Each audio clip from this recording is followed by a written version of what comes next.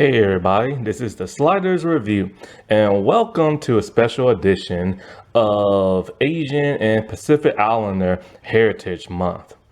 And I'm here today to talk to you about Digimon Adventures Try. This came out in 2015, I believe, and ended in 2018. They are 6 OVA movies that revolve around '01 of Digimon Adventures. And I remember being very hyped for this when this came out and I heard about it because, it's been a while since I watched Digimon. The season one was my all-time favorite. And so I heard that they were going to be like older teenagers. I'm like, wow, that's going to be like amazing and stuff. I saw the new art design and it's kind of like that newish anime type style. So I'm like, okay, whatever. As long as I'm getting '01 back, because those were always my favorite Digi-Destin. And I remember like this came out on like Crunchyroll in like Japan, but like in America, like I don't know. I think it was like the sub or something like that. And so I was waiting for like the dub. And I remember seeing these in like Walmart on DVD and stuff. And I thought to myself, I should just buy it. Like, I should just buy it. You know what I'm saying? Like, it can't be that bad. It's Digimon. You know what I'm saying? But then I'm all like, I really don't want to pay like the high price for it. I haven't seen it yet. And so, like, I was able to find an abridged version of the first one, Reunion, on like YouTube, and I didn't even know it was the abridged version. And so, like, I'm not sure where I watched these at, but I did watch all 6 years ago, and I just rewatched them now. And, I've said before that Digimon '01 is the only cartoon series I have ever seen to where you get a full circle. We got to see them as like little teeny tiny kids, like infant type kids, and flashbacks, and of course, the first movie short with Ty and Kari. Then we got to see them as young preteens and like kids. Then we got to see them as like teenagers, all through like slightly older teenagers, much older teenagers, and adults. It all came full circle, and I've never ever experienced that in my life. Yeah, it took about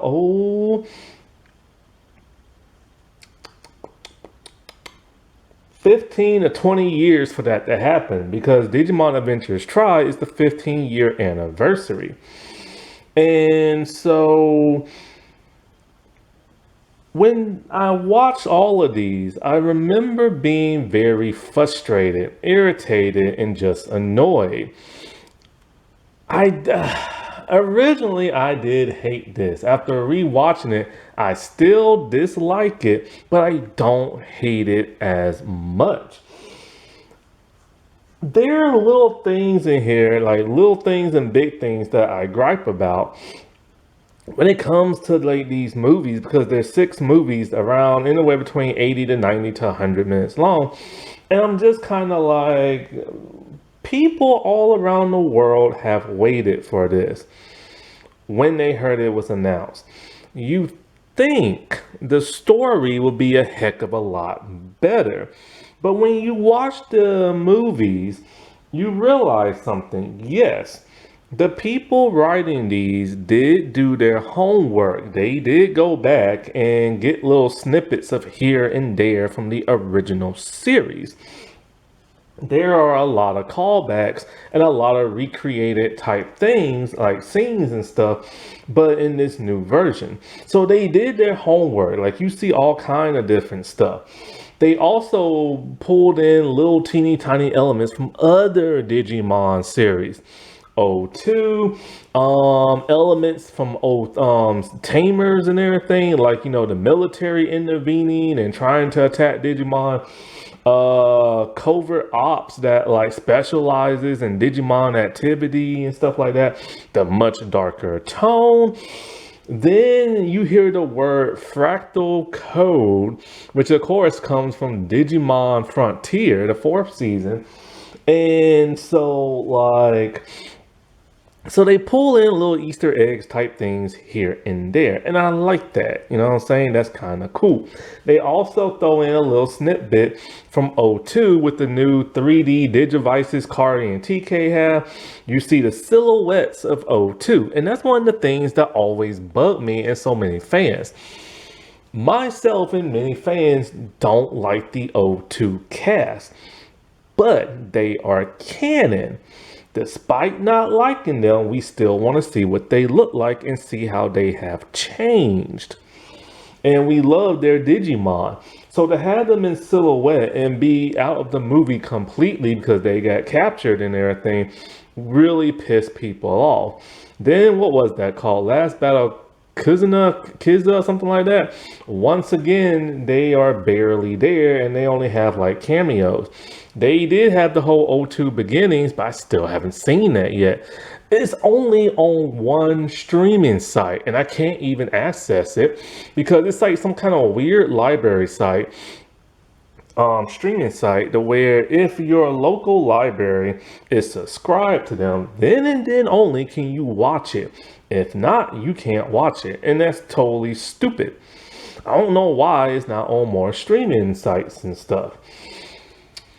And so, like, I appreciate that we get to see, because I have mixed feelings about this movie. Like, I'm very conflicted. I like the fact we get the older O1 cast.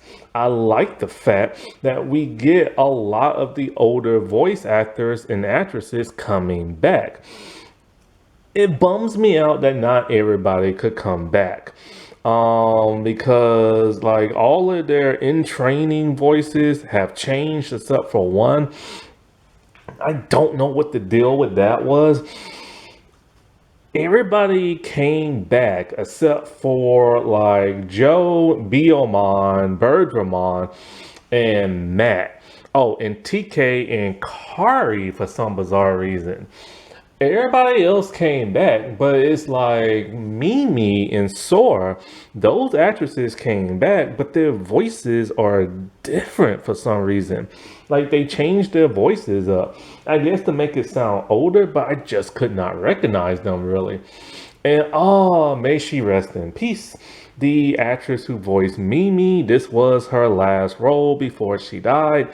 And rest in peace to that of the voice actor of Anjumon, because he passed away recently. And rest in peace, the original voice of Joe. He passed away, but what's odd is that he passed away about 4 years after these movies came out. So maybe he was too sick to voice like the role or something like that, or maybe his voice changed. I'm not sure what the deal was. And so it was irritating hearing some of these new voices because I just wasn't used to them, you know? Like you have a mindset of like, what they are supposed to sound like. Now, the dude who voiced Matt in the original, I kind of figured he would not come back. Something happened when he was in Frontier and he voiced half of like the main character and then he got taken over by a different role. I think he said he was fired. I'm not sure. But for whatever reason, he just didn't come back. And so, like, I also appreciate the older art style, like the newer art style. Man, have them give him like a newer look, an older look, and everything. My only problem with the art style is that all their faces look kind of weird and the same. It's that new anime art style, similar to, well, kinda similar to Sailor Moon Crystal, but some other animes I've seen. And also a lot of those DC animated movies that take on that art style, those really droopy faces. I don't like that. Also, all the Digimon in their rookie stages look flat for some reason. And so I also appreciate, them making it darker. But no, and I also appreciate the Easter eggs from like other seasons and stuff. But the problem I'm having with this entire movie is, well, the pacing. The pacing is beyond off.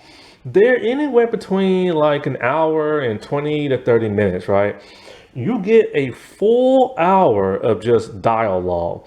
Sometimes the dialogue is like teen drama dialogue. It feels like you're watching a teen drama television series.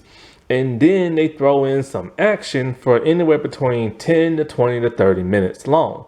And that always comes at the very end and a little bit in the beginning. And it's just kind of like, I did not sign up to watch a cartoon teen drama.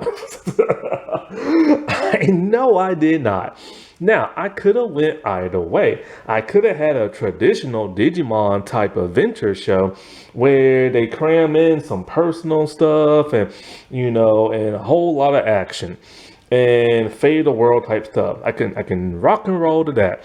Also, if they would have told us straight up that, hey, this is going to be a teen drama and a teen drama only, and the Digimon are not going to appear, but we're going to see what the Digidestin's lives are like after the world has been saved and, what they're doing and before they get to the epilogue. If they would have said that straight up and the thing would have been called Digimon Digidestin or something like that, or Digidestin Try, I would have been like, okay, fine, whatever. I wouldn't mind seeing what they do in their everyday lives and how they have changed and progressed and all this other stuff. And they can even reminisce about the good old days and probably have some flashbacks and stuff. I could have rocked and rolled that way too, but they didn't do that. They combined both, but had one be the latter and everything. And I did not like that. I was so bored out of my mind in every movie because it's literally an hour of teen drama stuff. And I'm all like, not only is that an hour of that, but you don't even get a lot of the Digi-Destin and the Digimon talking.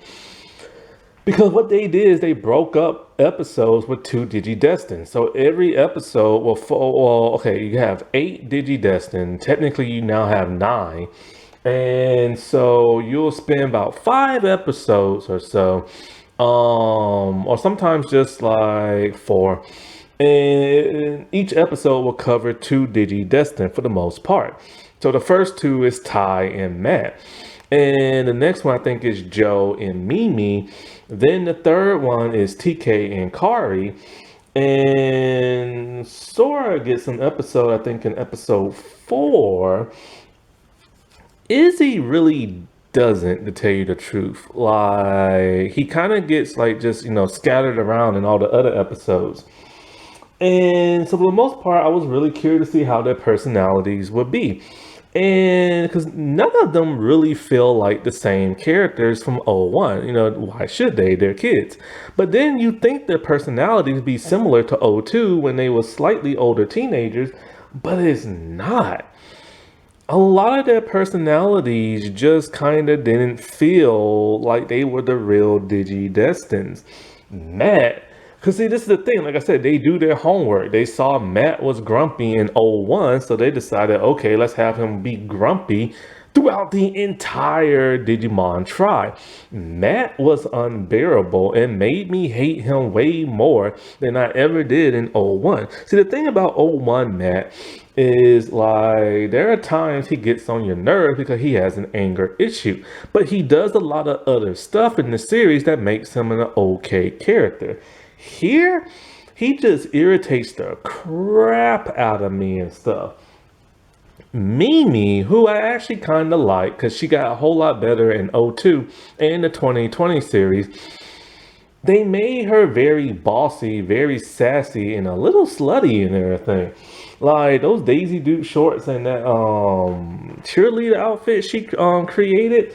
It's like you can tell there were some horny animators who was animating Mimi and stuff. And especially that evil Digimon in the last movie. That thing was butt naked, and you constantly see boobs and butt cheeks everywhere. There are so many butt cheek scenes, it's insane. And they literally press it up against like the middle of the screen, the corner of the screen. They make you see it a lot. And I don't want to see a naked cartoon. I have never understood that with Japanese illustrators and stuff. These are some horny people. But then, like I said, there are 9 Digidestins now because once again, they have introduced us to a brand new Digidestin and a brand new Digimon. Mako and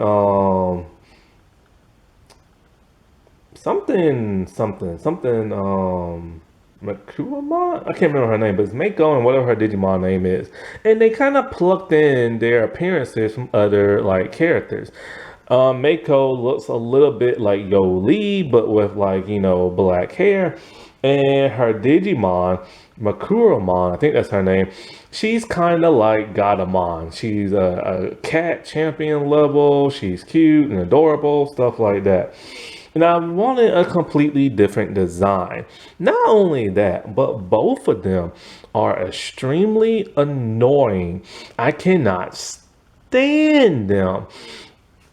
Mako is very shy, very timid, and then she cries, and she's always blaming herself for everything. Her Digimon always tries to act super cute and adorable to where it's too mushy for me, and then she's always crying and whining. And I'm all like, why the heck did y'all even introduce them? But this is a common trope that sometimes they do. This is what happened in Digimon the movie. They introduced us to a brand new Digidestin and a brand new Digimon. Only problem is, or the only difference is, Terriermon and Willis were actually okay, at least in the English dub. Love myself some Terriermon. English Willis dub is cool. Japanese dub one is a little bit irritating, but that's all right.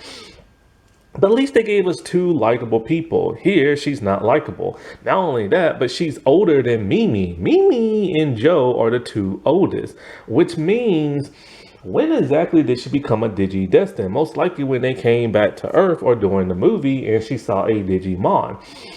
And so, like, that's the problem then and there, because then you have to remember O2 set it up where there are tons of Digidestins all around the world.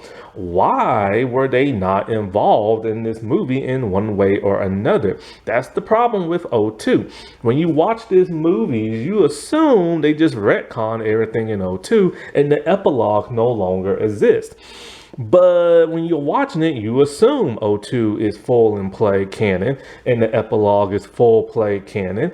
And so you don't really feel sorry for the Digimon or think they're going to die because you know everything's going to be okay because of the epilogue and everything. Plus they get reborn.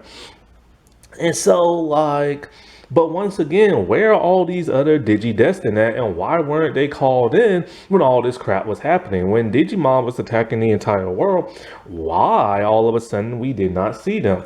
But then all of a sudden the illustrators and the writers did remember all of them.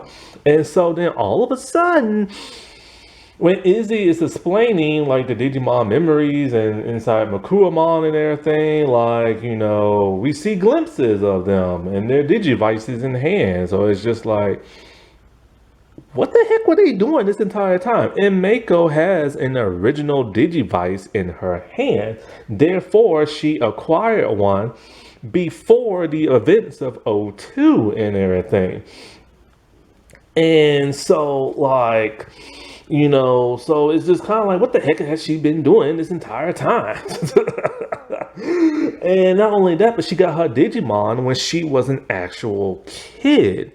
So that means right then and there, she got her Digimon before the O1 cast and everything, because Mimi was a teenager when, like a preteen when she got hers, and she's older than Ty and Matt, and she's a little bit younger than Joe, but we see what's her name get hers when she was just a kid.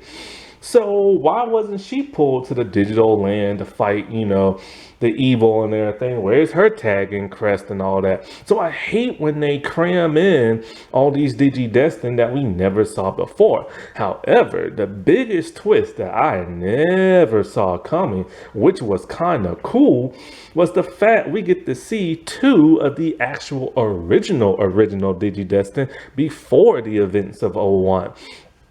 That is an R.L. Stein twist that I love.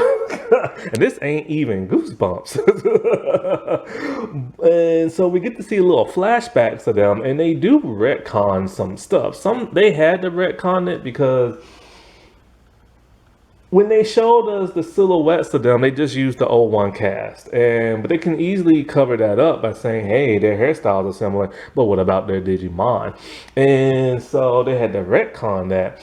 And the problem with this is the kids don't never find out until literally the last episode. And it's handled slightly sloppy and everything. And there's another twist with like that one agent lady and stuff. But then there are things where this movie tries to be ambitious to where they try to trick you with the whole Digimon Emperor thing. You literally think Ken is back being evil, which is what they should have done. But it's not him, it's Jedi. He's evil all of a sudden. And it turns out it's not even the real Jedi, it's like one of his clones. And it's just kind of like, why that switcheroo and everything? Like, I don't get it. And the problem with the plot, once you get past the teen drama and you get into the Digimon stuff, it's not consistent. It's like they're trying to lead to something much bigger, that leads to something even more bigger, to something that leads to even more bigger, and it gets very confusing.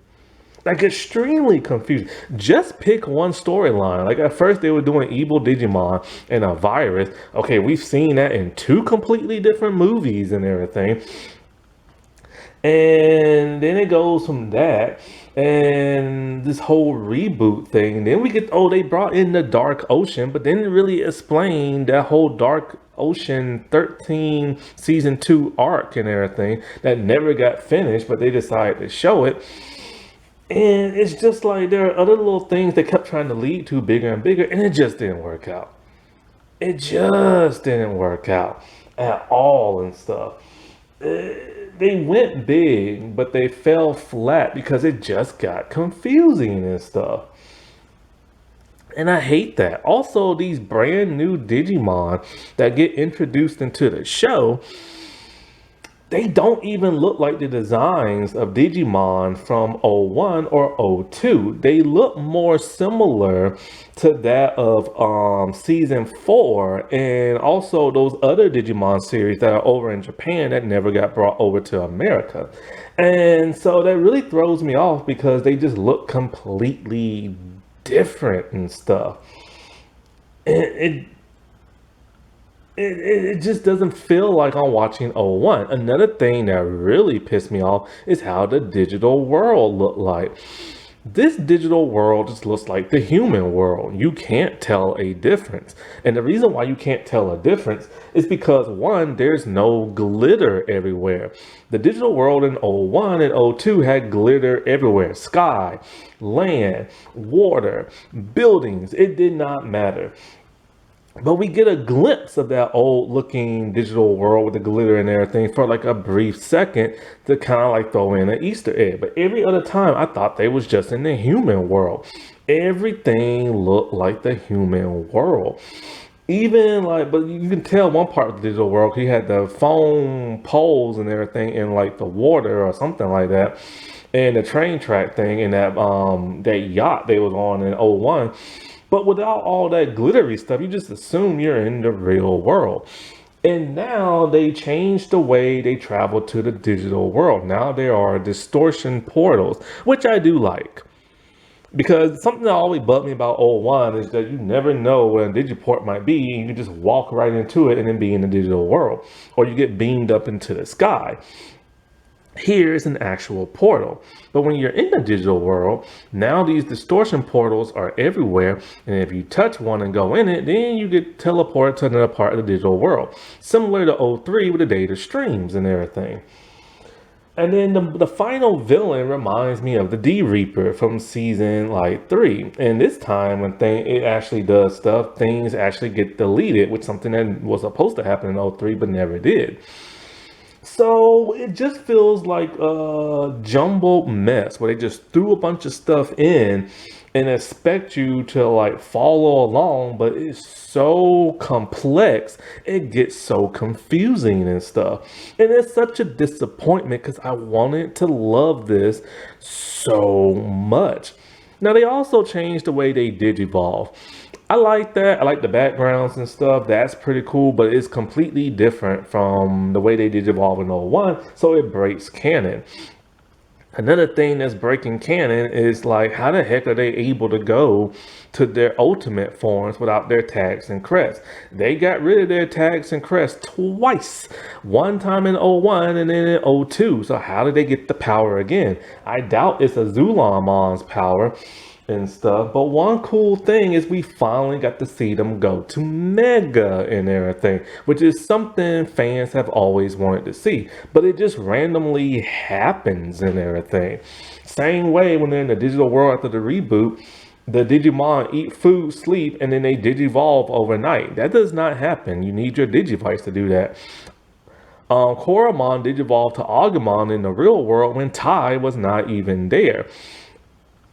It doesn't work if you eat food, sleep, and then wake up. That's an O3 thing. So I don't know why they did that and stuff. But I do like the new Digital Evolution. I just wish it was like, canon. And we never get to see Digi Armor Digivolutions, which TK and Kari technically should have, but we never get to see that. And it's like, why don't we get to see that in everything? Like, I don't get it. Not to mention, they retcon Azulamon. Now, he was one of the original Digi-Destined, like, Digimon, which don't make no kind of sense whatsoever. And not only that, but, like, he said the original Digi-Destined are the one who defeated Apoclymon, but now we see the original Digi-Destined fought the Dark Masters. I thought they fought Apoclymon, not the Dark Masters. So what the heck is going on? So that's completely retcon, unless I'm thinking wrong. Now the whole King Drazel thing, that was the biggest letdown ever. We constantly keep hearing his name, and he's the one all wanting to do this. Apparently, he hates the idea of humans and Digimon working together. He wants to destroy the human world. And apparently, this whole reboot thing and the virus and all this other crap is supposed to be like, he wants all the dead Digimon to come back alive and just destroy the human world. And I think the ones that were destroyed in like the human world as well. He's kind of like the Lord Voldemort in this, like, movie franchise, because we never ever see him, but we know he's the main evil bad guy with an evil plan. All in all, it just falls flat, I believe, because it's kind of like, it's weird because with the whole reboot thing, it's like the harmonious, not the harmonious ones, but the homeostasis beings can reboot the human world in their digital devices. But then it's like that government agency, the National Data something Bureau, like they're able to reboot the digital world. So he needs Mako Himishawa to like, help him do that. But why didn't he just ask her to do it and she could do it? I mean, we saw her do it in the real world, but it's like they had to come up with this whole ruse of like the virus and letting the kids know and this and that. And if she really just wanted, like, her Digimon to come back alive, which he did, but forgot who she was, Why didn't she just reboot it just to reboot it herself and everything? Why do they need this big catastrophe to happen to scare the humans and to want the military to intervene and all this other stuff? It's a plot that just doesn't make that much sense. And we never get to see the dude. Now, the whole thing with like the Bureau and the original Digidestin, that was interesting, but we needed more. It's just like they gave us little sprinkles of it, but didn't really go in there. Like Mako Himishawa, her wanting her Digimon to come back. We get to learn that like their Digimon became the harmonious ones, like Azulamon and stuff like that. And hers got sacrificed. But for some bizarre reason, her Digimon will not get reborn. And so, like, and because of the way it sacrificed itself with the ritual, which I don't understand, and it's just a new rule they made up and everything. So she's pissed at, like, the homeostasis being, and at some point she works for King Drazel and everything. Her and her friend, I forget the dude's name, is Ty's teacher. Is it Naishima, I think his name is? Like, we see them doing the whole military thing and gathering the Digidestin and the Digimon and like black vans and stuff like that. And it's just kind of like, whoa, what's going on? It's kind of like, oh, okay. The military is starting to understand, hey, if you have Digimon, get these 8 kids.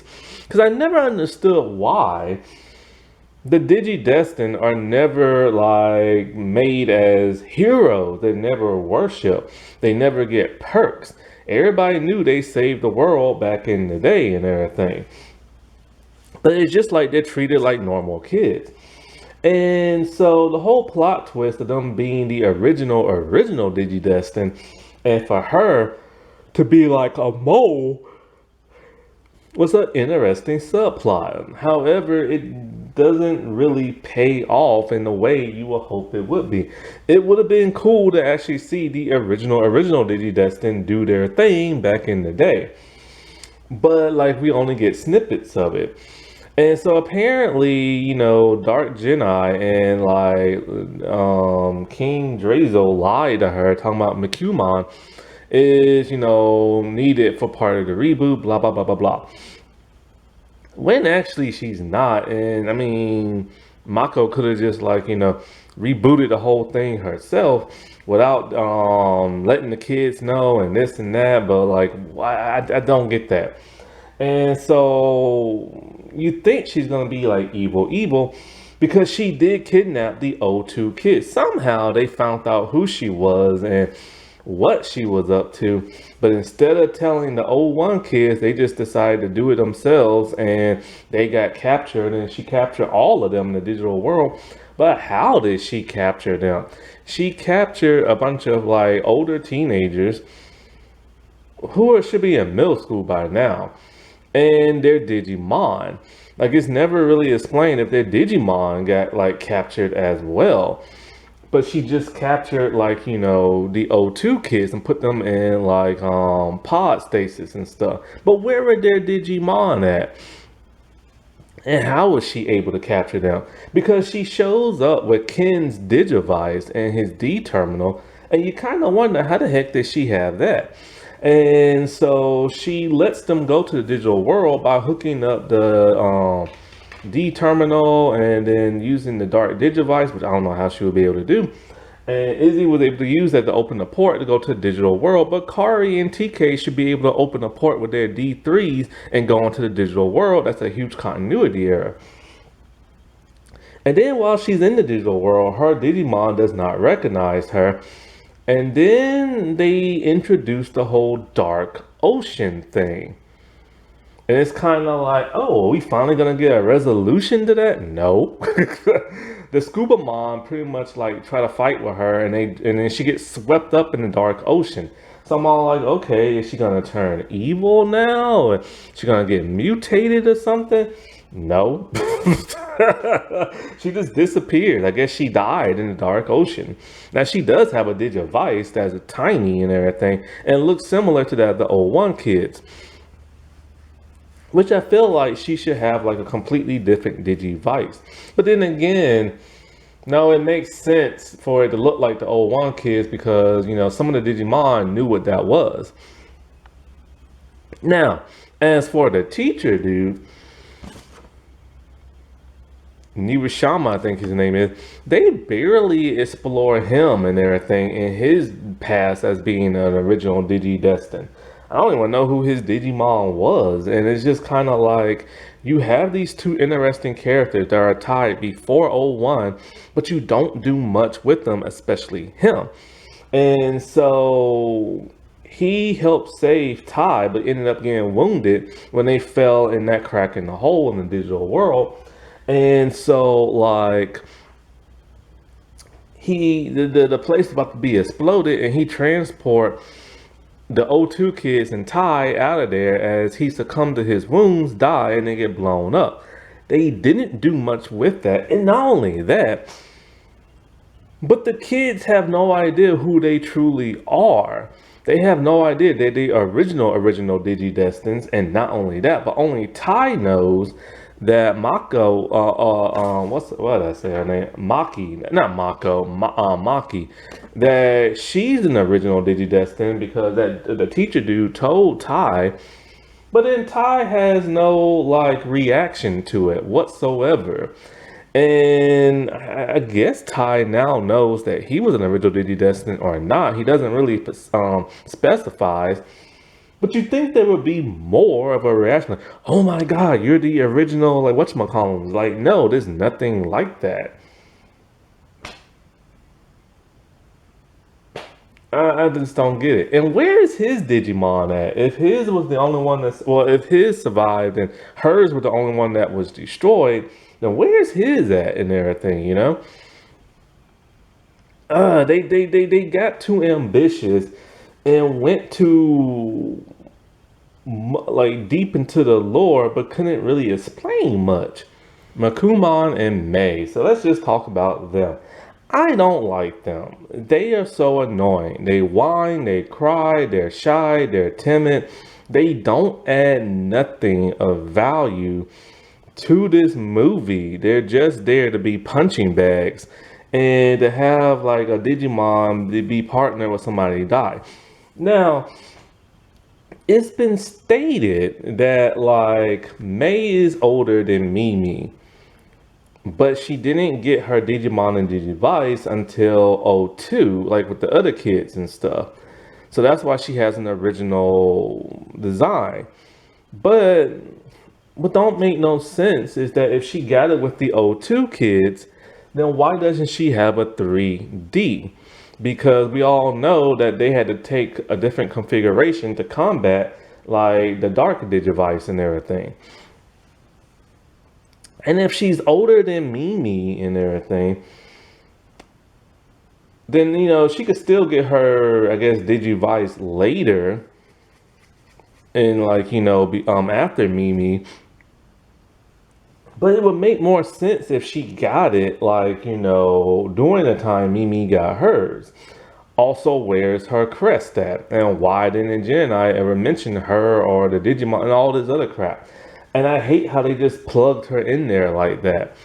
Now, what doesn't make sense is that she said after meeting Makuramon and them bonding and everything like that, the Digimon chose her to be her partner. That's not how it works in '01. That's how it works in '03. So you see they took little snippets from '03. Not only that, but her father is a scientist who studies Digimon and works for the Bureau. That is very similar to Henry and his father because his father helped create the digital world in Digimon. So they took little snippets from this and that, from like tamers and stuff. But other than that, it was kind of like, okay, there's a virus going around that make Digimon go berserk, and they enter the human world and in the digital world, and they just go crazy. What's causing this? And any Digimon can get affected if they're like, you get scratched by them or too close to them or whatever. And so it turns out she is, patient zero. Because somehow, for however reason, Apoclomon's data went into a Macumon digital egg somehow. It's never really explained. So she's had the virus in her the entire time, lying dormant.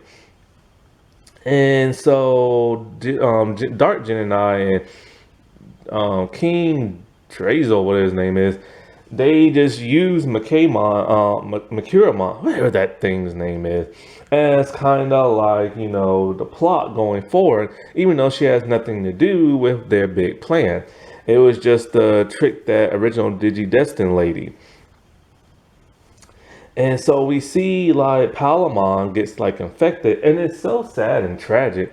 And you wonder what the heck is this virus going to do? Of course, and then he affects all the other ones, and they have to fight Tenemon and everything.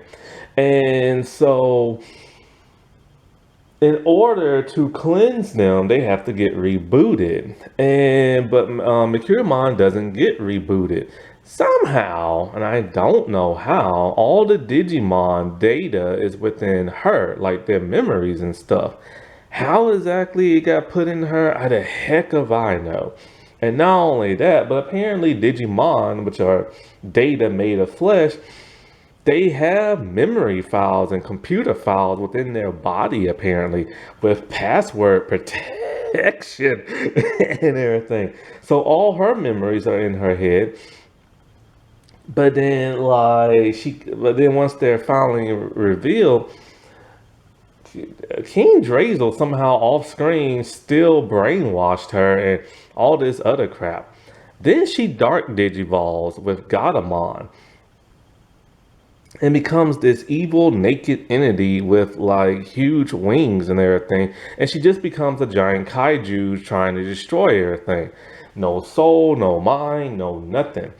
And it's just a typical monster giant battle where she's able to beat up every Digimon and stuff until Omnimon shows up and then combines with the other mega forms and stuff. And then they're finally able to defeat her, but they have to destroy her and everything. And it was at the point where May was just kind of finally like, fine, get rid of her in the digital world. Like, if all this will end because of her, just kill her. But then all of a sudden in the real world, she's like, no, don't do it, and blah, blah, blah. And I'm just like, they add nothing of value to the story. It's not like Cocomon and Terriermon and Willis. That was a bit more compelling because, he wanted a Digimon. He created his own. One got infected with the virus. And twin brothers had to go against each other and stuff. How is it 20 years ago or 15 years ago it was done better than now? And then when it comes to May, it seems that like 3 months later, after all this has happened, her and Ty kind of have a relationship now. But she's older than him. I don't think she's older by much, but if she's older than Mimi and Mimi is older than Ty, then yeah, she's older than him. But you gotta remember the age of consent in Japan back in the day was 13. Now it's 16, so gross. But then it's TK who emails her letting her know everything that's been going on in everybody else's life. And it's kind of like, why is he contacting her and they barely had any screen time together? It would have made sense for Mimi to contact her because they was in the same class and they acted like they was buddies and stuff. I just wish her character could have been developed better, you know what I'm saying? Because they just add nothing of value to the entire story and plot. You're supposed to feel sad for them, but I don't.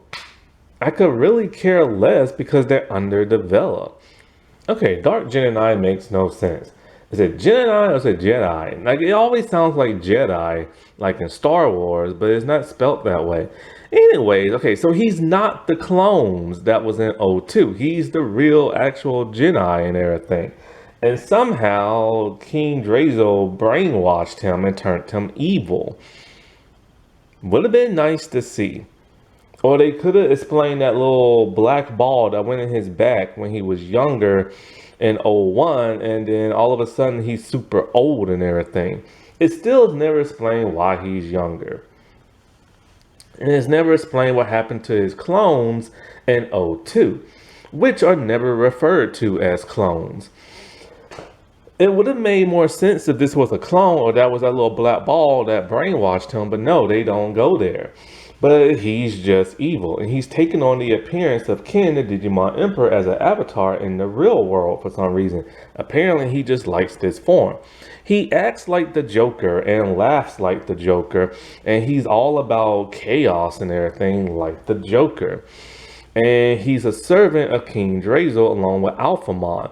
Alphamon makes no sense because the kids act like they know who he is, and we've never seen this dude before. But anyway, the Dark Jedi is like really, really, really evil and stuff. He should have been the main villain and screw this whole King Drazel thing. But they didn't go there. And so, like, it's a real missed opportunity, in my opinion, not to further explain this dude any better how he became evil. He's never defeated. And like at the end, he's all like, tomorrow's a new day. He goes back to the digital world and talking about bringing back Deoboromon or like Daemon. And then it's kind of like, wait, what? But then, of course, in the last '01 movie, this is never brought up again. And also, how the heck is Mekumon alive in the last movie? I just don't get none of this crap. Okay, Ty and Agumon. Agumon is a heck of a he eats a lot in this movie, and all he talks about is food. He doesn't act like the Agumon that I remember from back in the day. He's just always talking about food. And so Ty in this movie, I like how he still has his goggles. Like he wears them underneath around his neck as opposed to his head, but he puts them on his head in the final battle, of the Try movies and stuff. And sometimes he wears them on his eyes for the first time ever when like Izzy modified them to see digital distortions and stuff like that.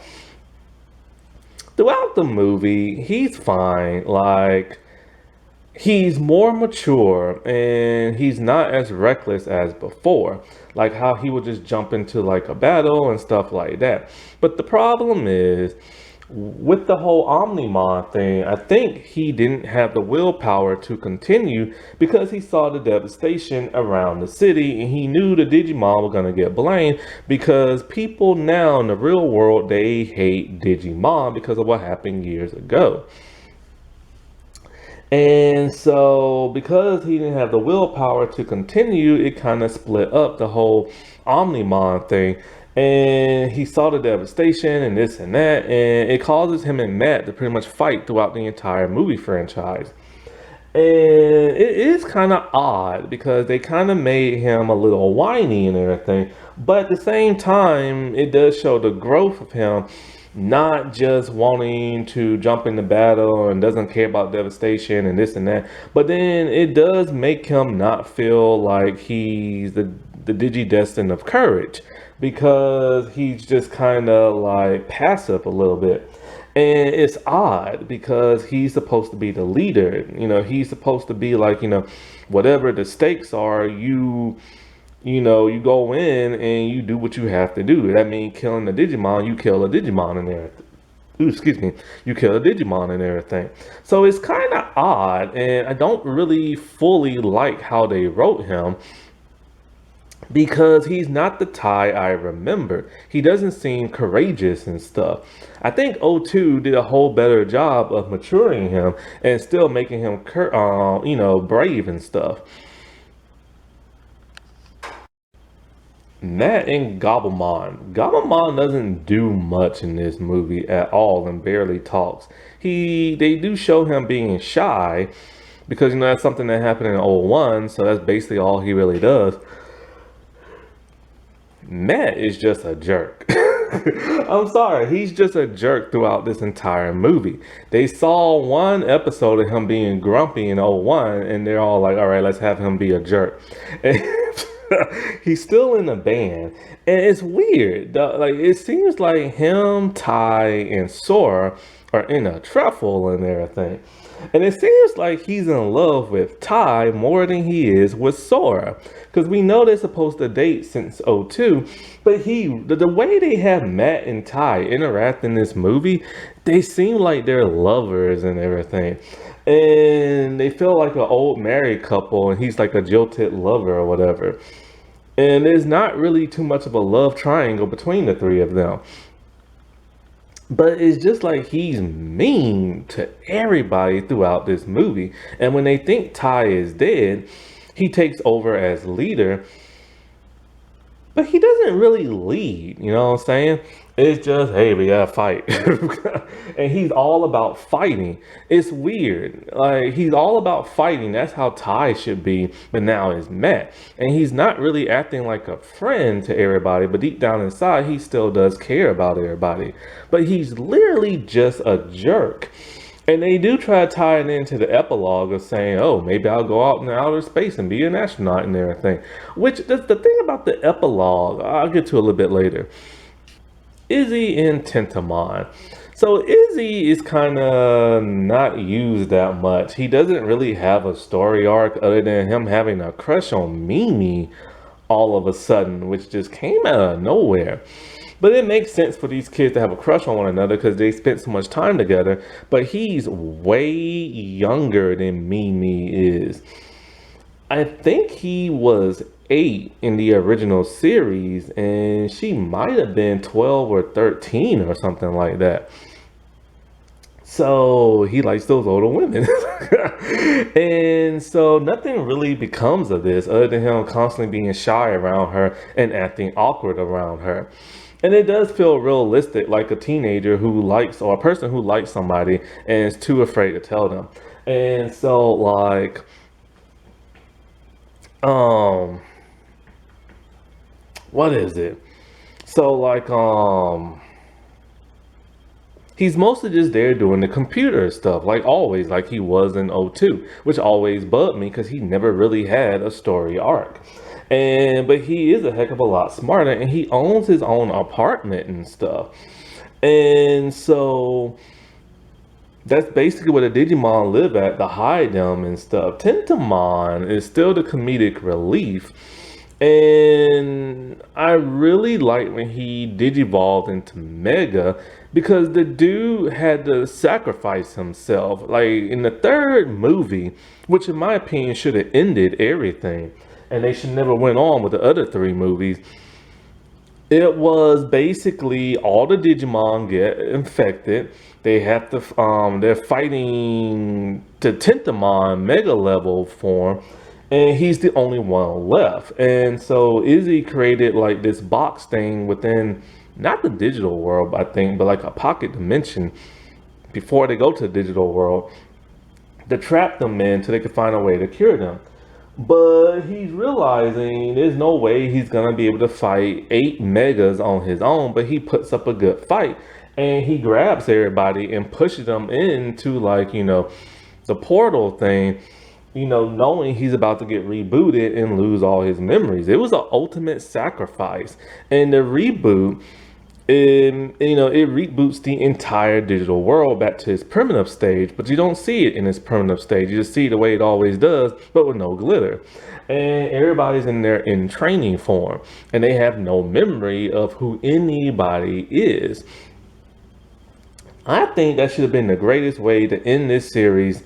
Say screw the epilogue and be all like, you know what, it's hard enough for the Digimon to not be with their human partners, so why not just erase their memories and let them live their lives in the digital world as it's been reborn, and so they don't have to deal with all that stuff.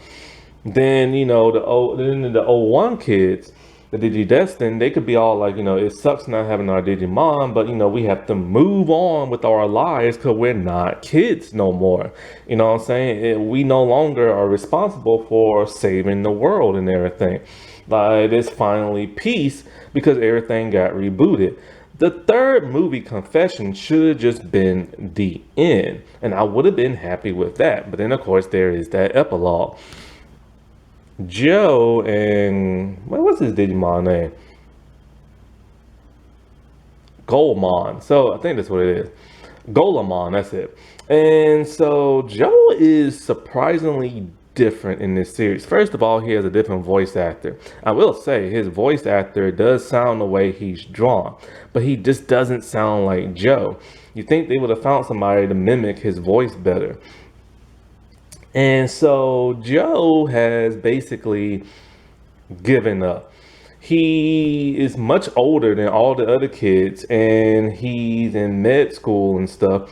And I think he's looking to graduate high school, going to med school, or he is in med school. Anyway, he's been studying a lot. And I mean a lot. So much to the point that where every time there's a battle, since the second episode, he's just kind of like walks away and doesn't join in the battle. And of course, his Digimon can't join in because he can't Digivolve without Joe. And Joe, it is kind of like, why? Why has he given up for? Could he had just, and you think maybe, okay, he's moved on with his life. He's looking to become a doctor. And we finally get to see his dad. That was something that was mentioned in '01 about how his dad wanted him to be a doctor. And Jim's all like, look, man, you got to follow your own path and not dad's path and everything. But Joe followed that path anyway into medical science and stuff. And so you think, okay, maybe they saw that one episode where Joe's kind of like, hey, I can't look for the eighth child. I got to study and everything. And that's basically what they did for Joe's arc and like his episode and everything. Is basically you assume he's just moved on with his life and want to be a doctor and don't want to have to do this no more. But really, he has like a nervous breakdown and he's just like, he's tired of fighting. Why does it always have to be them? Why can't he be a normal kid? And I'm all like, that doesn't sound like Joe. Joe is the reliable one.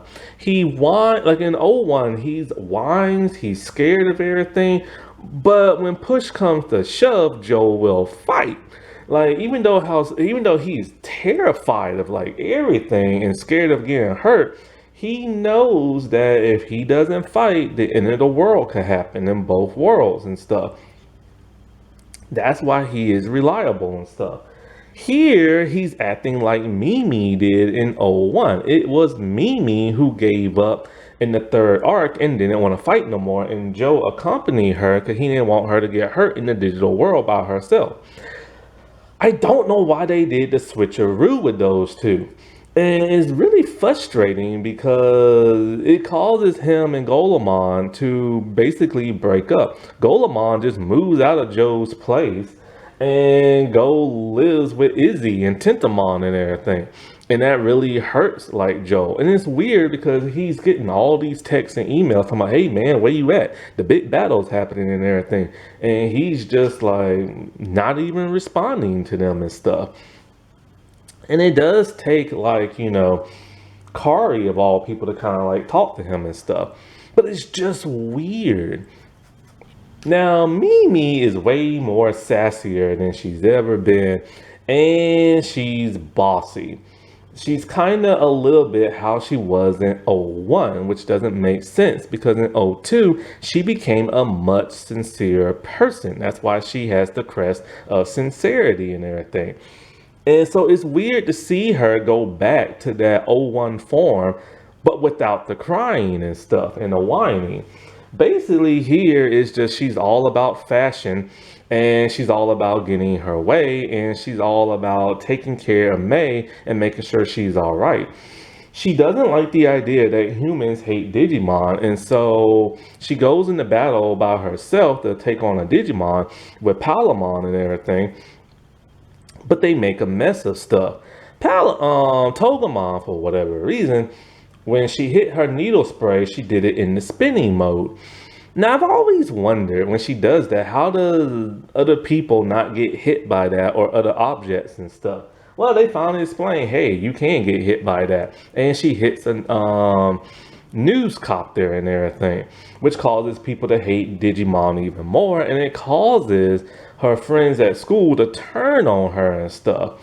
And she hates this isolation that they're giving her, this like shutout and everything, because all she wanted to do was help, and she knows she's not no bad person. She's also into fashion a heck of a lot more in skimpier outfits and stuff. And it's shown that she's a bad cook, which is funny because in the epilogue, she's now like a chef and everything. She knows Izzy has a crush on her, and she does do a little bit of flirting, but it doesn't go nowhere. And she's moved back to Japan, no longer living in America. Palamon is just Palamon and everything. Typical love Mimi and stuff like that. Sora. So Sora's story arc is kind of odd. This is when a lot of fans feel like she started to get crapped on because when you get to the other movie, The Last Kizuna or something like that, they really crapped on her. It's almost like the writers just don't like her. And so her story arc really doesn't begin until they get to the digital world in the reboot. And Beelmon and Yolkmon, you know, their digital forms, don't remember Sora and don't like Sora. It's funny seeing Yolkmon and Beelmon just be extremely rude to Sora. Like, first of all, it's hard because they have a new voice actress for Beelmon. The original voice actress was Saban's stepdaughter, and she did the voice of Beelmon. She retired from voice acting in 2008. Why? Don't know. She also worked on Power Rangers and stuff, but the new voice actors just don't sound the same, and it drives me nuts.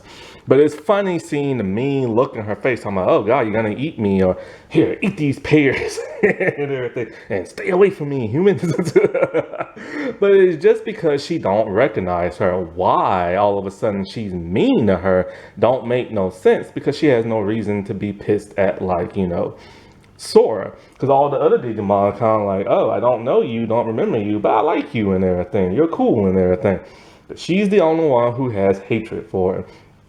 And it's not until she sees Sora cry that she decides to be nice to her all of a sudden and start protecting her.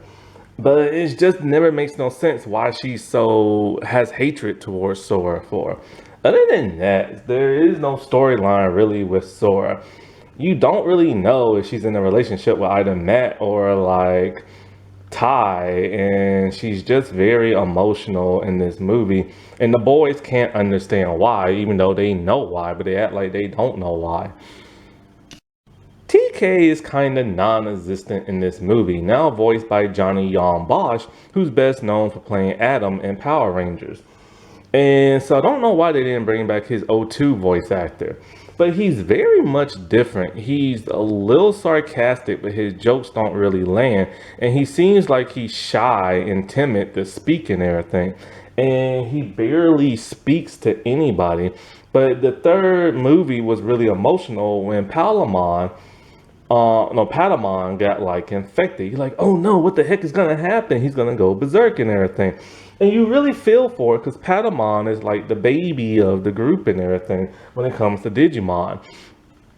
He's not as chatty as he used to be, like I said before, TK and stuff. And I'm glad he's not like how he was in '01. I wouldn't mind if he was like the way he was in '02. Because, like, you know, he was actually okay in '02 and everything. It does show that he has feelings for Kari, but of course we know they don't go nowhere. And I get him and Matt confused so much in this movie because they have the same hairstyle and the same face. It's just Matt has a grumpier look to his face. But they all wear their school uniforms throughout this entire movie, which don't make no sense. When they're home, when they're on Christmas vacation, when they're in the digital world, when they're just doing anything, they're wearing their school uniforms. And it's very unflattering and stuff. Kari and Gatamon. So Gatamon has a different voice actress, and she just acts completely different in this movie. And when it comes to that of Kari, I think she has a new voice actress. She keeps calling Ty brother, which is something she did in '01 now and then, but she didn't really do no more after that. She's still kind of the same person she always was, just not as adorably like Kari like, you know what I'm saying? She's more watered down. She's still sensible and talks to people and everything. Um, she's kind of like a voice of reason now, all of a sudden. And homeostasis still takes over her body. Homeostasis is completely different this time. And so Kari doesn't like it when she takes over her body because of the stuff that she says. And so at some point, Ty falls down in the crack in the ground in the digital world. This causes Kari to become really sad and depressed. And dark energy just comes over her, and Gatomon dark digivolves with Makuramon and becomes, like I said, this naked winged thing and everything. And it causes Kari to come, and it's weird because we get to see Dark Digivolving again, which I don't mind. It's just they had the DNA Digivolve in order to do it, which they brought that back from O2. And so, like, when Kari snaps out of it finally, like, you know, in that little coma thing she was in, and they found, and then what's his name, Chessmon or whatever, rips Gatomon out of, like, you know, that evil form and everything. She tells Ty she doesn't want Makuramon to die, but Ty's like, look, man, you gotta do it and everything. And she's all like, all right, fine. Like, I don't agree with it, but I'll fight beside you and everything. And it's just kind of like, I don't know.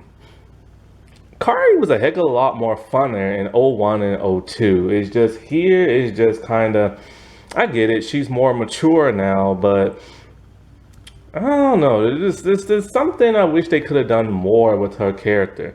I wish they would have explained the Dark Ocean thing more. I wish they would have explained why Kari is so oddly unique than the other Digidestined as she was portrayed in '01 and '02. It's almost like Kari isn't fully human or something like that. That's how it was always presented to me in '01 and '02. It's like the crest of light somehow, I don't know, it makes her almost like this angel-like thing. Now, homeostasis doesn't have a form, but like it was a heck of a lot nicer in '01. It explained to the Digimon Digidestined why everything happened. Here, homeostasis is all like, look, Makuramon's evil, kill it. If you Digidestin and Digimon interfere, we will kill you. And it's like, wait, what? And so she's all like, all right, screw the human world. We're gonna reboot it and everything like that. Much different, much darker, more sinister, if you will, in this version, and I don't like it. Hackmon slash Chessmon basically is a messenger of homeostasis.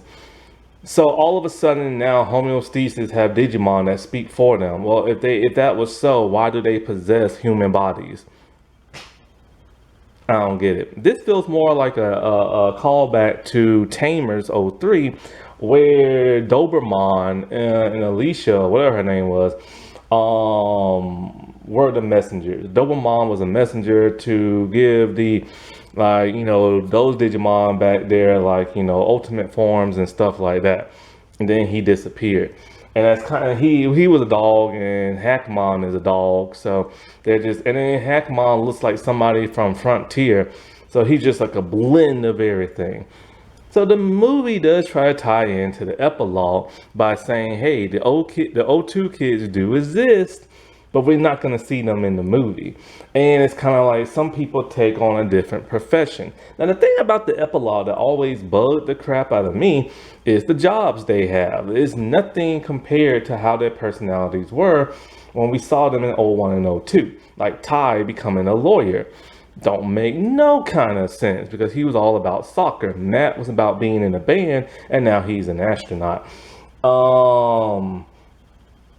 Sora, for whatever reason, is no longer into soccer and now into fashion. Mimi, who was into fashion, is like now a cook. I think Joe became a doctor, I think. I can't remember what he became, but TK became an author and started writing books and stuff like that. And Kari became a school teacher, which doesn't really bother me because we don't know much about her from what she used to like and stuff like that. But it was always just weird professions that they took up, like Matt being an astronaut. That never made no sense. But they do make reference to it. Um, at the end of like this movie in the sixth movie and stuff. All in all, I just had the hugest mixed review or feelings, whatever, when it comes to that of the Try series. I like that they did their homework. I like that they had callbacks to other stuff.